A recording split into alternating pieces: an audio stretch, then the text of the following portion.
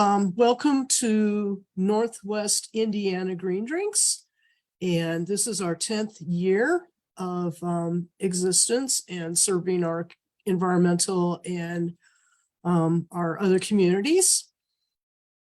And this month is the second to the end for the year because we traditionally take December off.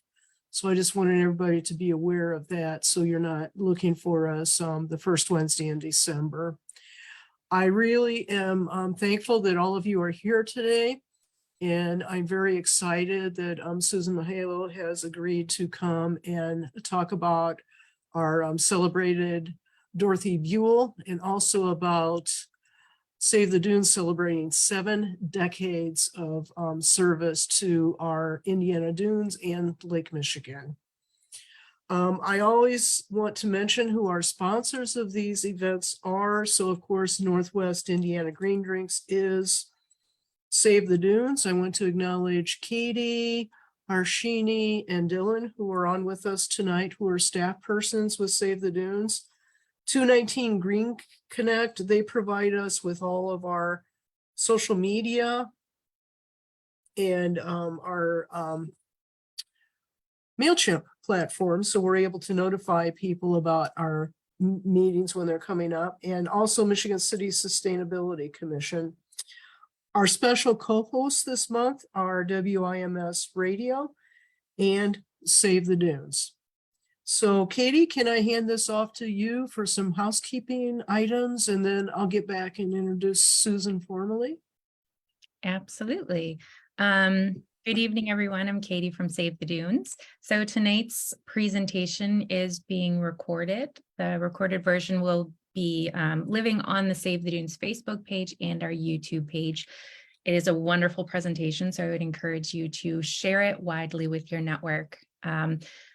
If you're on Zoom, everyone is muted, but we encourage you to put your questions into the chat. If you're joining us via Facebook Live, hello, welcome.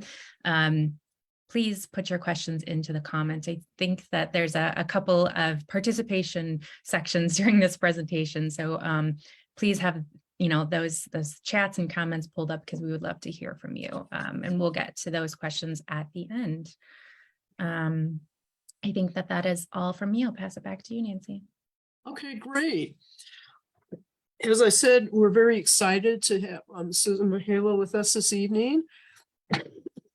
Excuse me, my allergies are terrible today. So she is currently she works for the Nature Conservancy.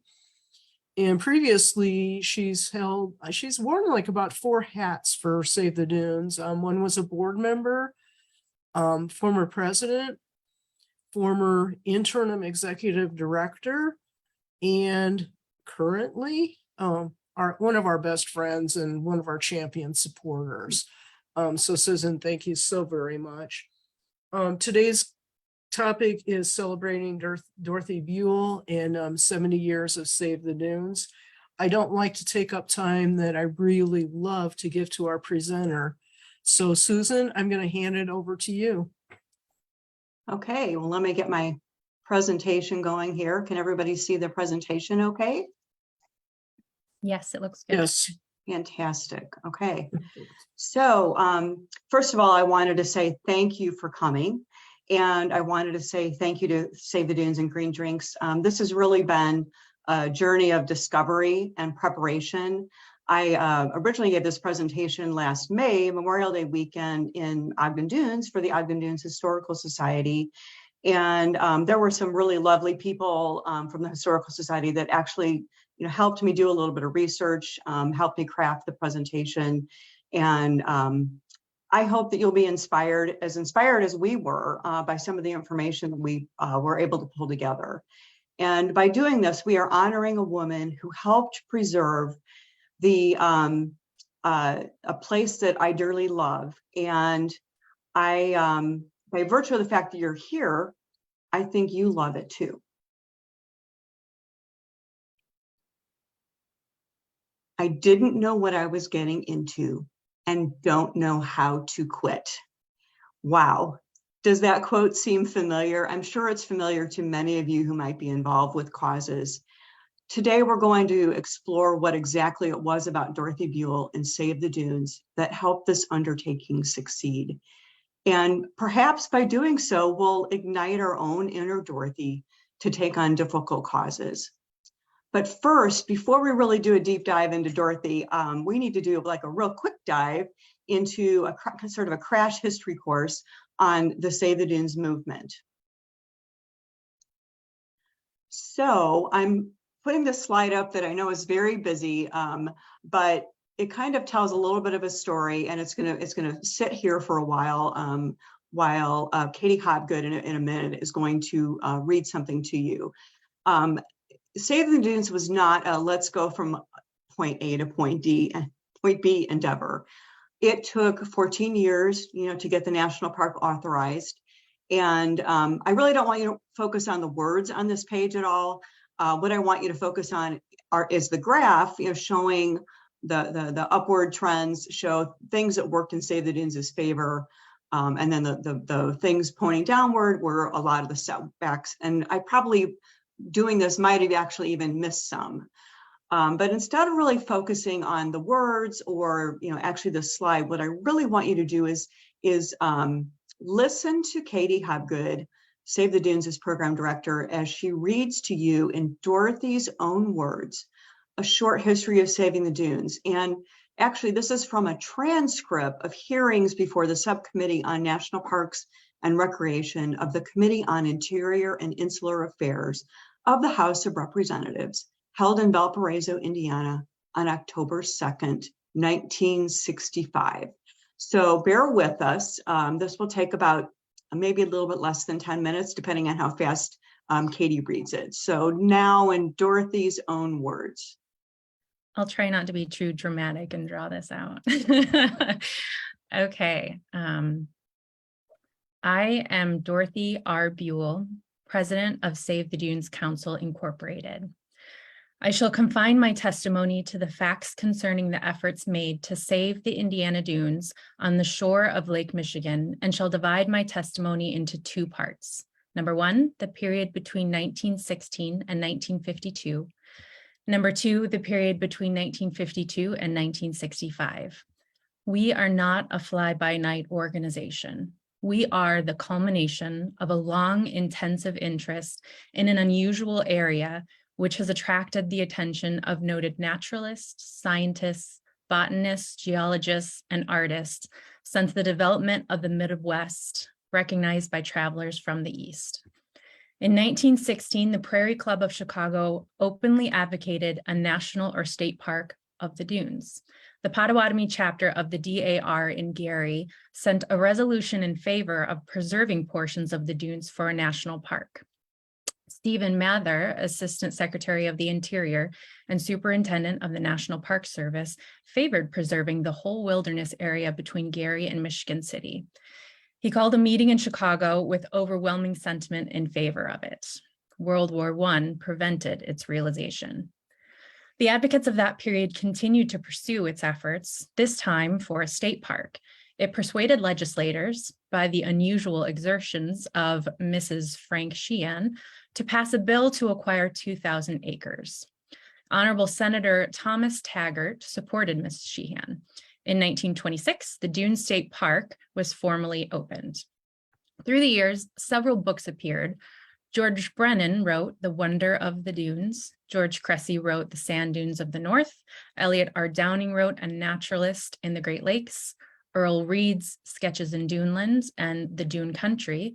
Edwin Way Teal wrote Dune Boy, and Donald Culrose Peedy wrote Flora of the Indiana Dunes, published by Field Museum.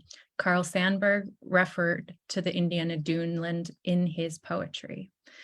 Meantime, the agitation and threat of the industrial developments had begun due to the opening of the St. Lawrence Seaway. The desirability of a port became apparent. 3 times in 1931, 1933, and 1934, the Corps of Engineers had recommended unfavorably a harbor in the area on the ground that Illinois and Indiana already had adequate harbors. A new organization called the Indiana Dunes Preservation Council was formed in 1949 in Gary, Indiana, to combat the renewed harbor and industrial threat to the remaining unspoiled dunes area. In 2 years, it became moribund.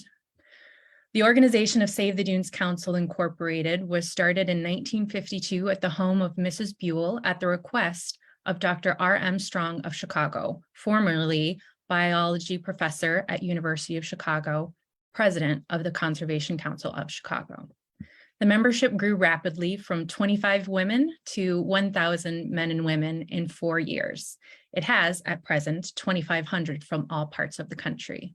As time went on, it received small and large donations. At a delinquent tax sale, the famous Coles Tamarack Bog on the southern edge of the town of Dune Acres was acquired. This bog has been studied by students of surrounding universities for many years. From this bog, Professor Coles of the University of Chicago discovered the science of ecology, which pertains to the influence of soil upon plant life. His discovery rapidly spread to the universities throughout the world. The organization held 2 dinners a year to which all interested persons were invited. Richard Poe, nationally known conservationist, was the first speaker. Such speakers as Dr. Olmsted, Max Edwards, Assistant Secretary of Interior, Carl Sandburg's daughter, Professor Harold Mayer of the University of Chicago, Len O'Connor, Professor Lytton Caldwell, and Dr. Beecher followed through the years. Representative Ray Madden spoke strongly in favor of saving the remaining dunes. On a tour, Howard Baker, Regional Director of National Park Service, was impressed by the beauty and need for preservation of the duneland. The National Park Service appeared at a dinner to inform the Save the Dunes Council that on its tour of the shores of the Great Lakes, it considered the Indiana Dunes worthy of preservation to be declared a park, but the purchase of the land must be made by the organization. The council set out to raise money for the purchase of sections of land, approaching many foundations. Requests were made by mailing and interviews for donations and membership dues. Governor Craig, Governor Hanley, and Governor Welsh, the Conservation Department, as well as the senators and representatives of the state were approached for support. All such efforts failed. Finally, in 1958, at the advice of the well-known dune writer, a member of the advisory board, Donald Culross Peedy, a letter was written by the president of Save the Dunes Council to Senator Douglas, urging him to befriend the cause. Senator Douglas, who had lived in the dunes many years, agreed after Senator Capehart had rejected the move.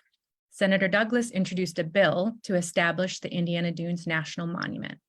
Later, it was enlarged to 9,000 acres and still later to 11,000 acres for the Indiana Dunes National Lakeshore. A series of bills were introduced and hearings were held through these 7 years at which the council and an increasing number of organizations testified.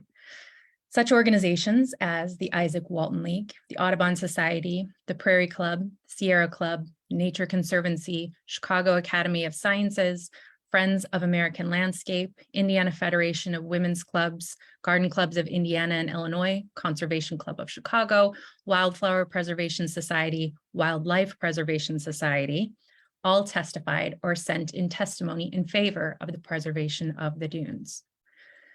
During these years, several newspapers and editorials and articles wrote of the Save the Dunes Council's dedication to the cause. Such papers as St. Louis Dispatch, Kansas City Star, Milwaukee Sentinel, San Francisco Chronicle, New York Times, and Louisville Courier Journal. In 1960, Midwest Steel erected a finishing mill on either side of Burns Ditch, and Bethlehem Steel Company acquired several thousand acres between Midwest Steel Company and the Northern Indiana Public Service Company. In 1960, the Army Corps of Engineers issues a report recommending the Burns Harbor location. In July of 1961, on what was called Dunes Day, a public tour of the dunes area by Senator Buell, Secretary Udall, Senator Douglas, Messrs. Perkins, Worth, and Edmond of National Park Service, the mayors of regional cities, and the Congressman Madden was made. These officials were very much impressed and endorsed the area as worth saving. Senator Gruening with Senator Moss, held a hearing in the area on Coronado Lodge and subsequently strongly supported the preservation of the area. Finally, the last 2 years, Senator Hartke and Senator Bay joined our ranks and co-sponsored the bill. Senator Douglas, throughout the 7 years, has worked unceasingly and with deep, sincere conviction regarding the value of the dunes for a park. He has been the champion of a long, seemingly lost cause and made it possible for the Save the Dunes Council and other earnest organizations to carry on with renewed effort. As a result, the Senate has passed S360. It is not the purpose of this testimony to go into the various phases of the increased opposition, which began soon after the entrance of the federal government. Land purchase, land speculation, political schemes, and industrial indifference to the beauties of nature and the values of science in relation to nature for material gain. Even one higher education institution for leveling sand in this rare area for expansion purposes mitigated against us. An unspeakable process of defying the real values of God-given beauty spots. Suffice it to say, there is still a great deal left to save, although the choices has been destroyed by Bethlehem Steel Company. For that purpose, we are testifying today. The shrinking acreage now asked for in the Indiana Dunes bill will work out to be about 1 acre for every 1,000 people in this area. Colorado has 1 acre to every 3 citizens.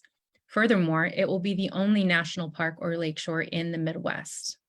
The seashore of Cape Cod, the sand dunes of Oregon, and the white sands of New Mexico are all preserved for the people to enjoy. But the Indiana Dunes, which have been classified as significant as the Grand Canyon, Yosemite, and Yellowstone by an international cytogeographic excursion of scientists in 1913, have been reduced to a mere fragment of their former acreage and are still in the process of reduction. We appeal to you from the standpoint of a real necessity in a great metropolitan area to recognize the urgent need and in fair play to grant to the people such an inherited possession. Respectfully submitted, Dorothy R. Buell, President, Save the Dunes Council. Thank you so much, Katie. I know that was a long read, but I felt it was so important for you to hear that directly from Dorothy's own words to sort of set the stage for, whatever else I'm going to be talking about here. You really kind of need that context. And aside from the history, I feel I need to highlight a few other contextual things to set the scene, so to speak, for Save the Dunes' efforts. Now, keep in mind that the dunes were already under siege for many years before Save the Dunes began their work. And in particular, the central dunes between Ogden Dunes and Dune Acres were not only prized by conservationists, but also by the powerful forces of industry and area politicians who saw empty land as something to be conquered, not as a unique natural resource.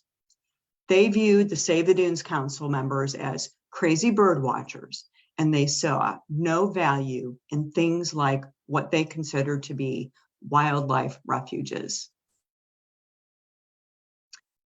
An example of the ups and downs Save the Dunes encountered is when the central dunes were lost and acquired by Bethlehem Steel, and then bulldozed in 1963 to make the land ready for their integrated steel mill. And if you could just imagine, laying there at night, Herb Reed, one of our early members and strong advocates against the port, told me about laying there at night, listening to those earth movers, moving that sand, and just heartsick, as Dorothy said. You would not have blamed Save the Dunes for saying, okay, I think we're done. But if there was ever a time for disbanding, that could have been it. But they never considered such a thing for a minute, she told the Sun-Times.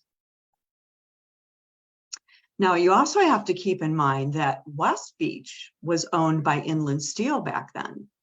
And so could you imagine if Inland Steel had decided it was time for them to build another mill? I don't know, it makes me dumbfounded that people could not see the beauty. And even though I recognize that a lot of West Beach had been sand mined, but look what we have today. It is just incredible. So now that you have a little historical context, I would like to talk about Dorothy and what it was about her that allowed Save the Dunes to be successful. But I have to ask you yourself, would the dunes have been saved without her?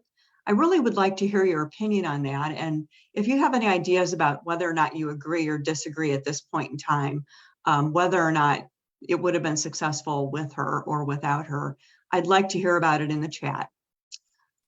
Personally, I have to say that I believe Save the Dunes would not have succeeded, even though she did have a multitude of people working behind her. We owe her so much gratitude. Now, while rummaging through the Calumet archives at Indiana University Northwest, and keep in mind, you never really rummage through the archives. You go there and you have to put these white gloves on and you have to request the specific boxes that you want. And boxes have certain kinds of materials and you have to make sure that you're very careful that you're putting those away. But while going through one of the boxes, I found a document that was prepared by her son, Robert, that provides a little insight into Dorothy. It's a biographical statement that not only lists major milestones, but also her values, temperament, and organizational skills. And I think it showed me that she had a lot of savvy. She organized a theater group. She was a professional reader of plays. She organized book review groups. She was obviously a born leader and organizer. She was born December 1st, 1886 in Menasha, Wisconsin, on the north end of Lake Winnebago. And that's just south of Appleton, Wisconsin. She grew up in that area, and then she also graduated from high school there.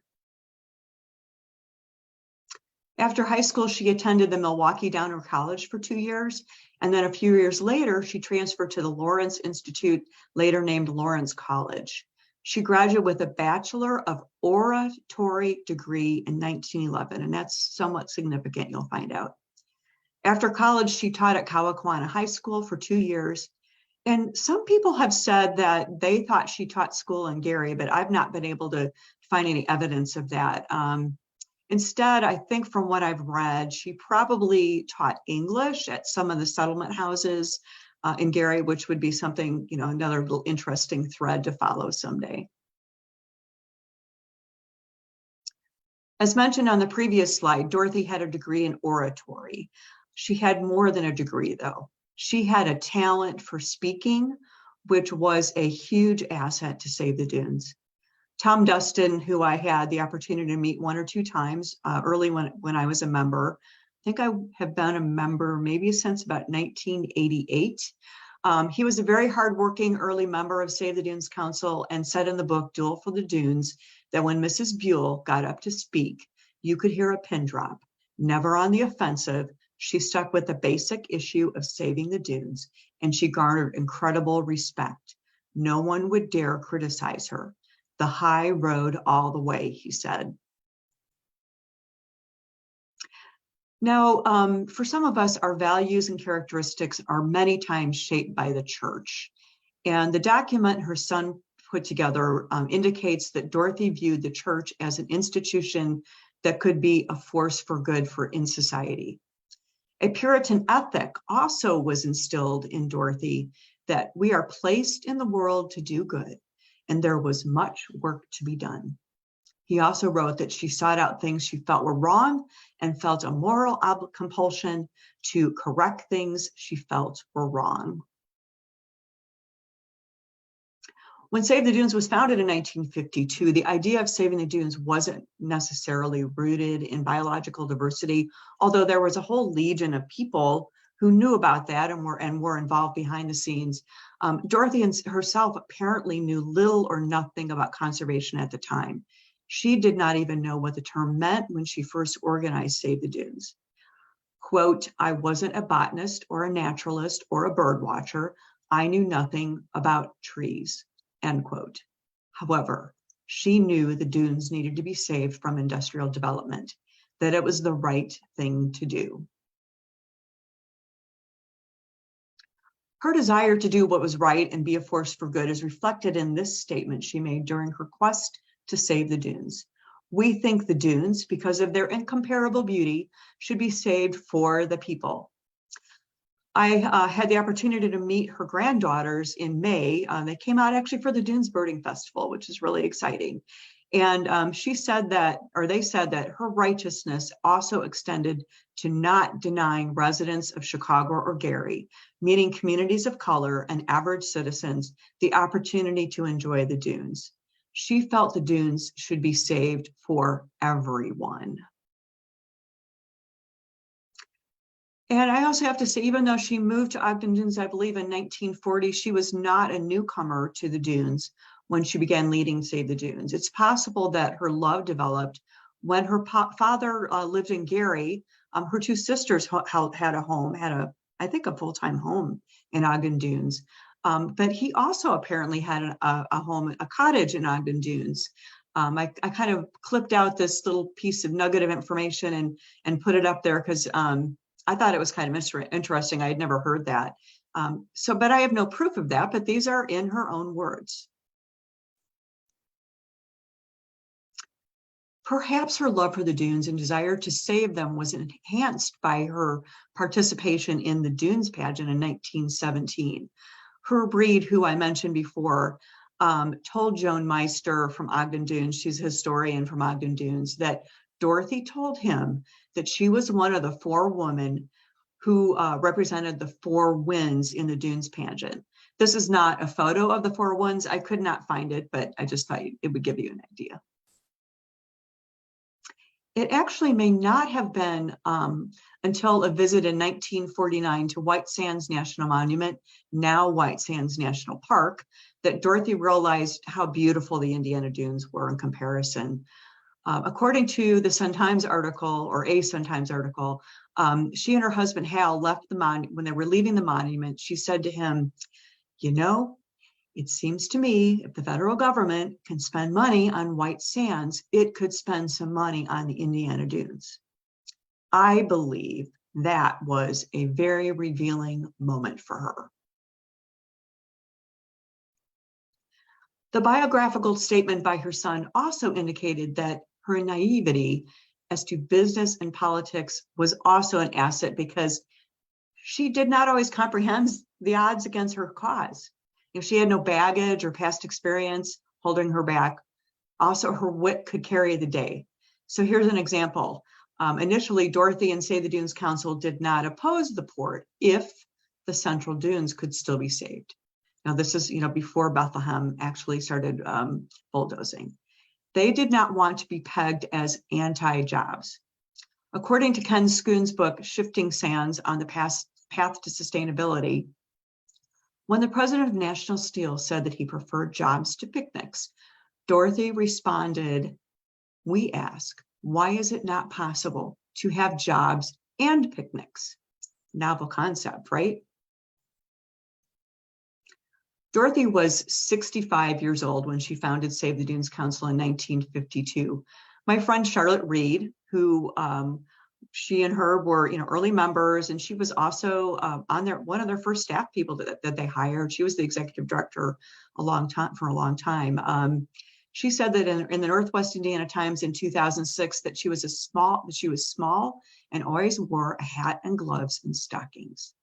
Another friend, Jeanette Nagu, who's also a past president of Save the Dunes, and we sadly lost a couple of years ago, she was an early member and said that when Dorothy came to her family's house to invite them to join, she was indeed wearing her gloves and pearls and matching purse.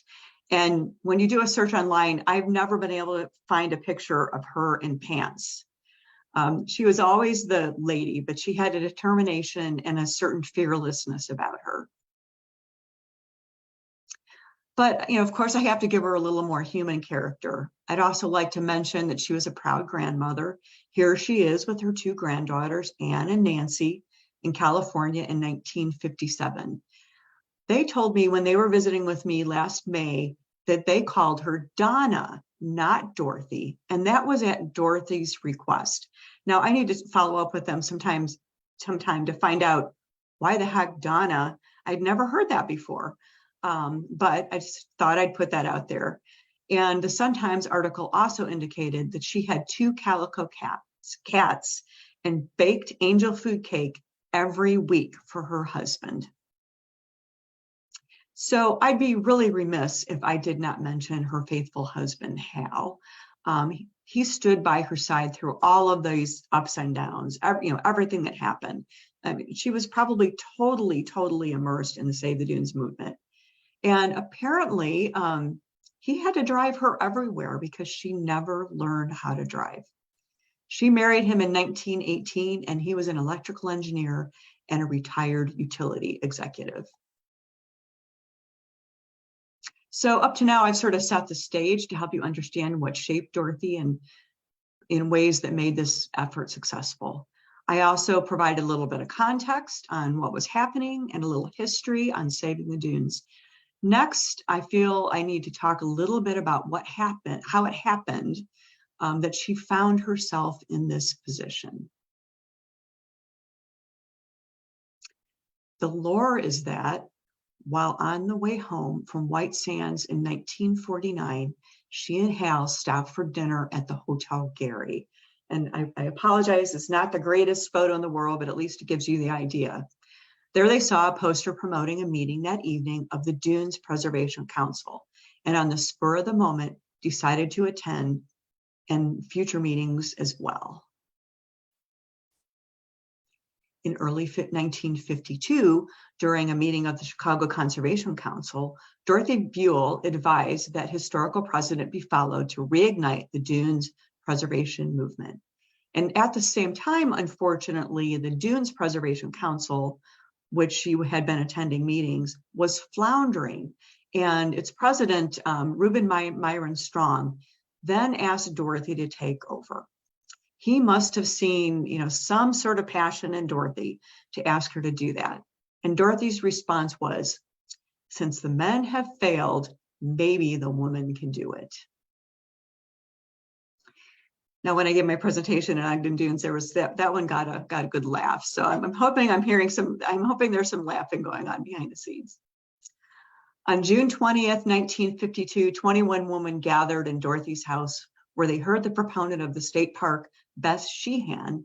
She recounted earlier struggles to save the dunes. And again, their initial goal was not to fight the port, but to focus instead on adding the central dunes to the state park, actually. Unfortunately, they failed in that effort. During the meeting, according to the minutes, Mrs. Buell laid down the line. This is a working group. This is not a social group. We are going to try to save the rest of the dunes. Now, I also have to mention that 2 years later, the council realized that they really needed to have some men on board. And that was the purpose of that, was to help broaden their base a little bit and reach into political circles. We have to keep in mind that in 1952, the town of Ogden Dunes, where she was living, had only 429 residents. So an organization like Save the Dunes couldn't just depend on Ogden Dunes people to save the dunes or Dune Acres people to save the dunes. They knew that people all over the Midwest and Indiana really loved the dunes. So they had to outreach to other people, and they did to communities and clubs and organizations that eventually took their efforts nationwide, attracting more than, I think Katie said, 2,500 members at one time. And they also had used petitions a lot. And they had thousands and thousands and thousands of names on those petitions as well. In the Indiana Calumet Regional Archives, there is a box that contains a lot of the correspondence Dorothy received on saving the dunes. And much of the correspondence was not very surprising, but there were a few gems to note. And I, working for the Nature Conservancy, of course, I had to bring this one to your attention. It was especially meaningful to me, and it made me feel really good to be part of this organization, to be part of both organizations. So it was meaningful also because it was in its early years as well, and had only been founded just a year before Save the Dunes Council. So here's a photo from 1958 that includes Richard Poe, founder of the Nature Conservancy. And he was a well-known conservationist who had a knack for saving land even before the Nature Conservancy was formed. In 1958, at the Buell home, there was Dorothy and Richard and Dorothy and Senator Douglas, and then Reuben Strong and Floyd Swink, who wrote the Plants of the Chicago Region. And Richard Poe, as I believe Katie mentioned in the testimony, was also their very first speaker at their first annual meeting. I want to also mention these men were some of the men that served on their advisory board to Save the Dunes Council. She had some very knowledgeable people working behind the scenes for her. And the reason why, part of the reason why I'm bringing the Nature Conservancy up is because I've always thought that partnerships were sort of a new thing, a more recent thing. But it's very evident that partnerships and coalitions were extremely important to Save the Dunes. And I think Save the Dunes was a model for that. And they are still great partners to work with today. Now, none of these partnerships would have been resulted without Dorothy and all of her cohorts, from writing to everyone, from garden clubs to a former pupil who was married to Indiana Senator Holmberg Capehart, and many, many women's groups. They also invited people to speak at their annual meetings who might inspire people and show their support for the cause. And one interesting letter was from Rachel Carson, unfortunately saying that she could not speak, but that she supported the effort. Now, keep in mind that that whole box of correspondence that I saw in the archives, both going out and coming in correspondence, most of the going out was done on a typewriter. There are also a lot of handwritten notes. And actually, apparently, in response to the letter, when she initiated these letters, they had to be handwritten by Dorothy because she never learned how to type. Another way to get out the message was to call, and Save the Dunes was famous for its phone trees.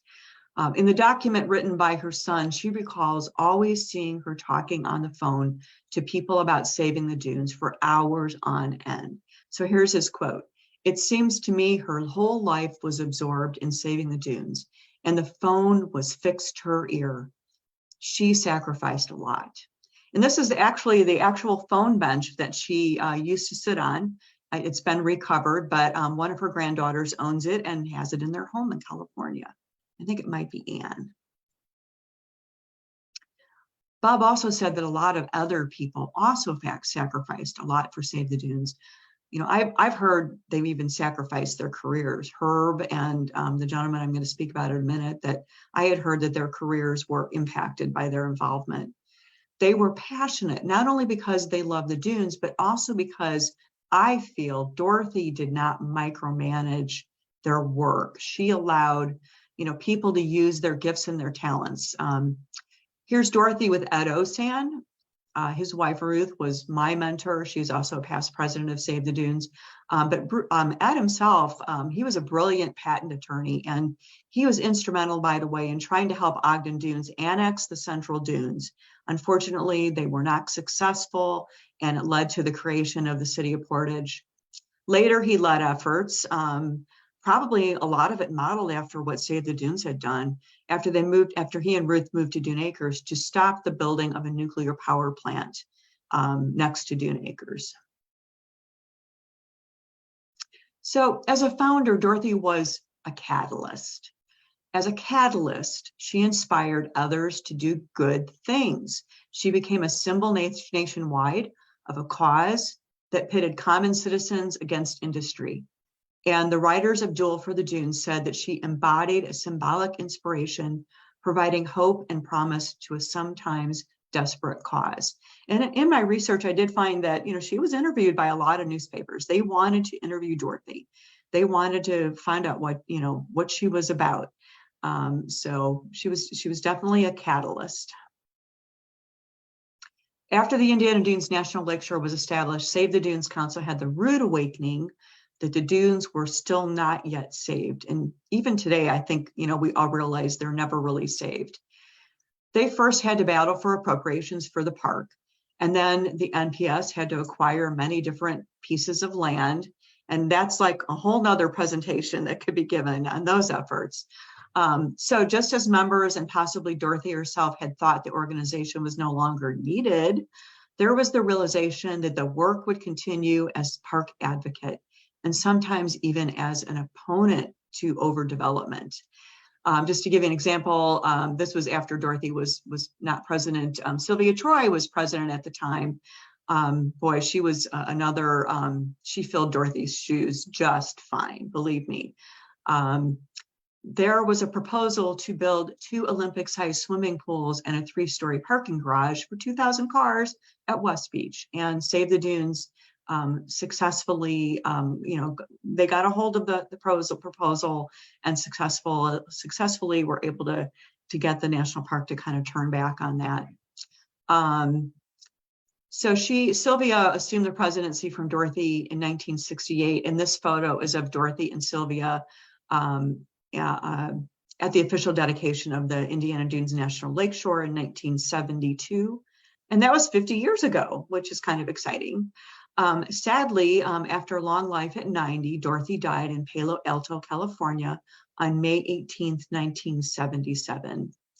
And to kind of tell you a little bit more about, actually not do a deep dive into more history or anything, but apparently Save the Dunes has been putting together a new website, and Katie thought that perhaps there might be an opportunity to show really quickly, and then I'll wrap up my presentation, some of the information on the new website. Are you prepared to do that, Katie, I hope? I think we need just a little bit more time. That's a really lovely teaser. Okay. I think if everyone checks our website next week, so it'll be ready to go. Look for that announcement from Save the Dunes. And, if you really, really want to learn more history, see more photos, check out the Save the Dunes website. So I think we were so very lucky to have Dorothy in our midst. And today, we are so fortunate to have this national park in our midst. In my opinion, though, there's other reasons we need to celebrate Save the Dunes and Dorothy Buell. The Dunes movement itself elaborated and elevated the role citizens can play in policy formation, says the authors of the book, Duel for the Dunes. Save the Dunes was also one of the first citizens organizations of its kind, and it provided a model for other groups to follow in the Midwest and across the country. Sometimes even possibly as other national parks were being created. They also had an impact on federal policies and laws. In the documentary, Shifting Sands on the Path to Sustainability, Patty Wisniewski, the documentarian, a wonderful friend, indicated that the person who wrote the National Environmental Policy Act of 1969, Linton Caldwell, and I think he was cited in Katie, the testimony Katie read as well, he was influenced by Save the Dunes' experience with fighting against the port. And the National Environmental Policy Act, NEPA, was created to ensure federal agencies consider the environmental impacts of their actions and decisions, whether it's the federal government developing something or if they're passing funds on to someone else. So just a little tidbit of those connections I like to remind people about. And this map is something I'm really excited to share with you. It's a wonderful map showing all the conservation lands in the area, not including the city parks, county parks, or property owned by Ozark Walton League or the Little Calumet River Basin Commission. There may be others as well that I don't know about, but the properties in green are ones acquired by the national park. The other colors represent either the state park or IDNR, land trust lands, or even Save the Dunes has a few small properties.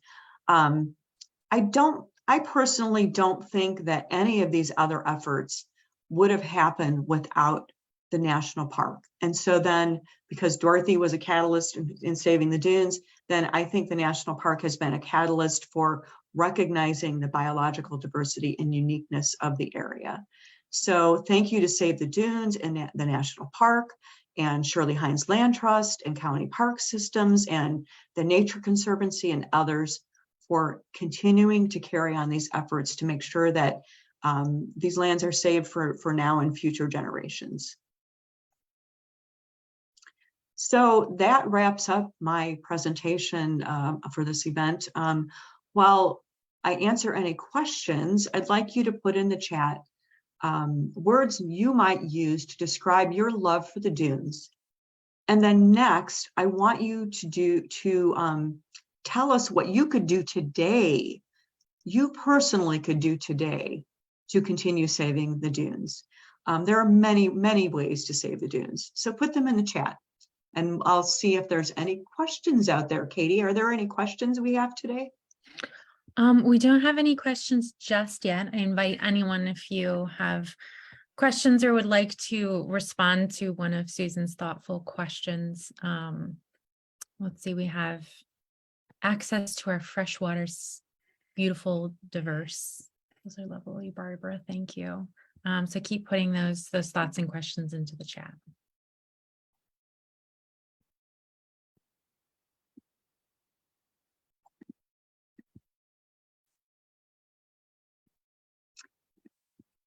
So Nancy, you said you believe our beloved Indiana Dunes would have been leveled and filled with industry without Dorothy.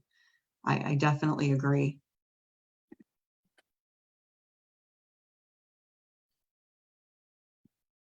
You're muted, Nancy. My father actually was an electrician who worked in construction, and I can remember them having a saying, and it was jobs over sand. And I found a picture a very long time ago of union members actually signing a petition against the Indiana Dunes. I wish I could run across that again. I didn't snag it at the time, but there they were, you know, with their signs that were in total opposition to saving it. And the funny ending to this story is my dad ended up working as the electrician with the Indiana Dunes National Lakeshore. So. You know, and when the Bailey nuclear power plant was, you know, they were looking at building that, that's when the unions did come and say they supported all the efforts to, you know, not build a nuclear power plant. So that might have been a turning point in that. So. Yeah, for sure. Katie, do you want to just unmute people at this point? Yeah, if anybody wants to make any comments, please do. Sure. And if you have anything from the Facebook Live comments too, we don't have access to those. I appreciate Judith's comment here. She's seen many beautiful national parks in the United States and I'm proud to tell people about the beauty and diversity of the dunes. Me too. Thank you for sharing that, Judith. That's really nice. All right, so if anyone on Zoom would like to unmute themselves and ask a question or offer a comment, you're welcome to.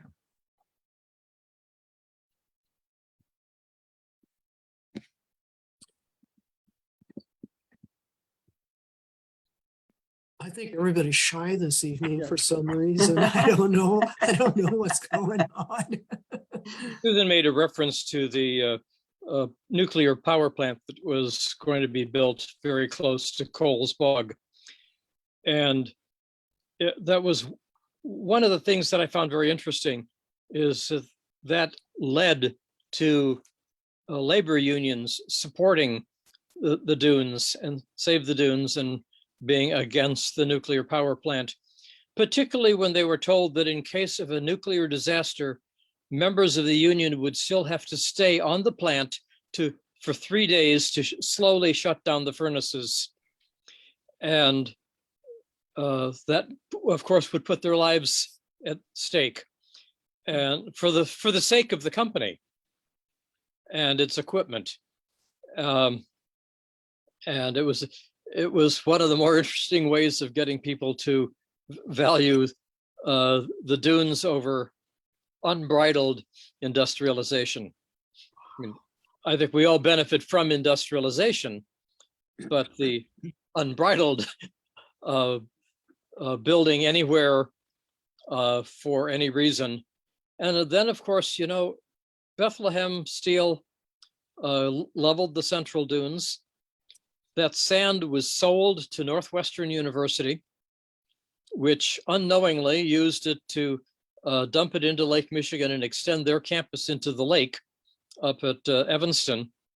It resulted in the president of the university doing a full-page letter in the alumni magazine saying, we didn't know where the sand was coming from when we made the arrangements to build this. And then X number of years later, Bethlehem went bankrupt, but the dunes were gone. Everybody, this is my friend Ken Schoon. I'm really honored that he joined us tonight because he's truly a historian. And I hope that I did the research and everything that I hope you're proud of the work that I did. You did beautifully. Thank you. Thank you. Ken, I'd like to hear your opinion. Do you think that the dunes would have been saved without Dorothy? Me? Yeah. I do not. I think this is one case where one person made a big difference. If somebody else who had the passion that Dorothy had, but didn't have the eloquence, the oratory experience, the ability to make other people change their minds, I don't think it would have succeeded. She was, and it's a cliche, but she was the right person at the right time. And she said yes. I see there's somebody else with their hand up.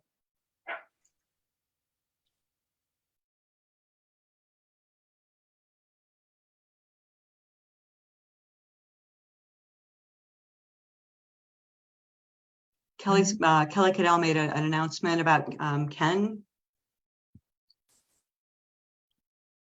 Oh yeah, there's Yeah, hi, Ken. If anyone is interested, the National Park is going to have Ken at the Visitor Center on 49.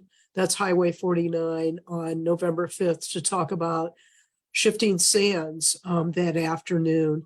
So I'm sure you can go to the Indiana Dunes National Park website and or Facebook page and get more details on that.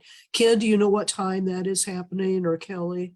Yes, I'm going to do a presentation at 1 o'clock, which was based on the book that is a sort of the companion book to the documentary.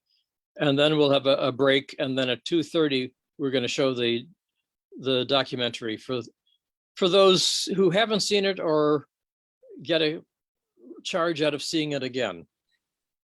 Yeah, I don't think you can see it too many times. It's visually beautiful and full of all kinds of significant information. And the thing it portrays extremely well is that tension that has always been there and will continue to exist between industry and nature. It's a perfect explanation about that. I mentioned to Pat Wisniewski that I was grateful. Another thing that was the right person at the right time was the combination of Lee Botts and Pat Wisniewski. If that video had not been done when it was done, it couldn't be done, because we were able to film Lee and Herb and Charlotte Reed and Sylvia Troy and Mark Rushkin, all of whom have passed away since the interviews. Mm-hmm. And that added so much to the relevancy of that documentary. And they're gone. We have another generation of people working in environmental efforts now. But to hear the words of the ones who were here at the time, you know, Dorothy Buell was gone, of course, but Charlotte and Herb and Lee Botts and Mark Rushkin were just, they carried the ball. Mm-hmm. I also want to mention Ronna Siegel was involved with that documentary as well. So she's with us tonight. So. Thank you for mentioning that. Katie, are there any other comments or questions or words or anything that you want to read off before we move into announcements? No, I don't see any. I'd just like to personally thank you again, Susan, for this amazing presentation. I know working at Save the Dunes, it's, you know, we talk about Dorothy all the time, but hearing that detailed background and really connecting with her as a person is really meaningful to me, and trying to find, you know, those attributes that made her so successful in myself, and, you know, hoping that, you know, we can continue on her legacy, especially as we're celebrating our 70th anniversary this year. It's just really meant a lot, and I appreciate you so very much for presenting it. Right. And Katie, I'm going to ask you to do a promotion. We have all kinds of 70th anniversary swag, correct? We do. And we're then getting- there's an event on Saturday, so please let people know about that too, okay? Sure. We're so yes, we have our 70th anniversary merch. Of course, we're getting a brand new shirt too. It's going to be blue tie-dye. I'm super excited about it. So we're hoping that it's going to be here. We have an event this Saturday. That is our Barker House S'mores and More event. So we are inviting people to come to Barker House, which is our headquarters in Michigan City, this Saturday, October 8th, from 4 to 6 p.m. This is a free event, it's open to the public, but we are asking people to register just so we can, you know, kind of get a head count and have enough s'mores stuff for everyone. But I will drop the registration link in the chat. We're doing a guided hike of Barker Woods with our friends at Shirley Heinz Land Trust. We're going to have some folks inside the main level of Barker House so that you can come inside and explore and see the really neat building that we have the privilege of working in every day. And of course, we will have a lovely fire and s'mores stuff. So I will put that link in the chat and in the comments on Facebook. And I also just want to plug, we also have our Dunes 5K coming up on Saturday, November 5th at 9 a.m. in Ogden Dunes. So I will put that registration link in the chat as well. And if anybody goes and runs and or walks that event, there's a good chance you could place your foot down where Dorothy Buell's foot had been historically in the past. So I think that's pretty awesome, actually. That Memorial Day weekend, we dedicated a plaque in her honor in front of the house where she lived. And it's a narrow street, you know, kind of a one-way street. Well, no, it's not one way. It's just very narrow. There's nowhere to really park. But you can run up there during the Dunes Dash and check it out. That'd be great. We need a photograph of that to actually post somewhere. That would be totally awesome. So we're going to begin wrapping up things here. I want to invite everyone to our next program, which will be happening the first Thursday of November, and that'll be November 3rd at 6:30 p.m. We are so fortunate that Billy Warren, who is a woman of the, she's a Potawatomi woman of the Pokagon Band of the Potawatomi Indians, and she's also an environmental consultant. She graciously has agreed to come and speak with us, and the title of her presentation is Accidental Environmentalist, a Potawatomi Woman's Journey. So I think it sounds extremely interesting. And as hopefully everyone knows, November is actually Indigenous Peoples Month. So let's come and celebrate our Indigenous people in our area with Billy. And also this is an alternative to the traditional Thanksgiving. And maybe we can also get her to talk a little bit about some of the foods that the Potawatomi have eaten in the past and continue to weave in and out of their current traditions. Also, this is a heads up. Please go out and vote on November 8th. And before you go and vote, be sure to look up everybody's environmental record. See if they're supporting things that you love. See if they voted against things that make you unhappy. And I would just ask you to embrace that piece of information and vote for what's going to support not only the environment, but it also supports our health, well-being and quality of life all in one. So Susan, thank you so very much. I'm so My pleased I honor. was able to see and hear this because I was out of town over the Memorial Day weekend when you first did this. It's recorded, so it's going to be able to live forever. If you have friends, family, acquaintances who were sorry they weren't able to be here, it will live as a Facebook Live event on Save the Dunes Facebook page. And also, I know that Katie will get it posted on YouTube, and Save the Dunes does have a subscription site. So, you can find it very easily there. So everybody, thank you so very much. And I just want to thank every single person that has been with us tonight, because we are those next generations that are carrying on the insurmountable work that Dorothy took on, and a miracle was created out of her tenacity and her dedication. And each one of us still has a role to play in saving our dunes each and every day. And a reminder, it's time to renew your membership dues with Save the Dunes, or if you've never been a member, I join you to become a member with us. So everybody, thank you. Have a wonderful rest of the evening, and we'll see you November 3rd, 6:30 p.m. when Billy Warren will be with us. It's going to be a really, really special presentation, I'm sure.